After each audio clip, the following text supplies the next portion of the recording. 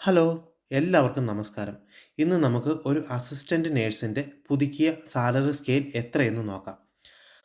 Assistant നേഴ്സസിൽ തന്നെ സർട്ടിഫിക്കറ്റോട് കൂടിയതും അതുപോലെ സർട്ടിഫിക്കറ്റ് ഇല്ലാതെയും ജോലി ചെയ്യുന്ന ആളുകളുണ്ട്. ഈ രണ്ട് കാറ്റഗറീസിൽപ്പെട്ടവരുടെയും സാലറി സ്കെയിൽ എത്രയെന്ന് നമുക്ക് നോക്കാം. മാർച്ച് 2024 തൊട്ട് സർട്ടിഫിക്കറ്റുള്ള ഒരു അസിസ്റ്റന്റ് നേഴ്സിനു €2,820 44 സെൻറ്റാണ് സാലറി വിത്ത് ടാക്സ് കിട്ടുന്നത്. ഇനി സാലറി കഴിഞ്ഞ് ഏകദേശം €1,862 കൂടാതെ അലവൻസസും കിട്ടും.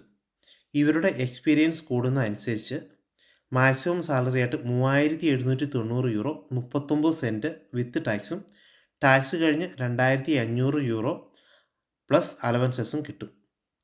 ഇനി അസിസ്റ്റന്റ് നേഴ്സസ് വിത്തൗട്ട് സർട്ടിഫിക്കറ്റ് ആണെങ്കിൽ €2,718 വിത്ത് ടാക്സും വിത്തൗട്ട് ടാക്സ് ആയിട്ട് ഏകദേശം €1,790 പ്ലസ് അലവൻസസും കിട്ടും. ഇവരുടെ എക്സ്പീരിയൻസ് കൂടുന്നതനുസരിച്ച് മാക്സിമം സാലറി ആയിട്ട് €3,420 40 സെൻറ്റ് ടാക്സോട് കൂടി കിട്ടും. ഇവർക്ക് ടാക്സ് കഴിഞ്ഞ് ഏകദേശം €2,260 പ്ലസ് അലവൻസസും കിട്ടും.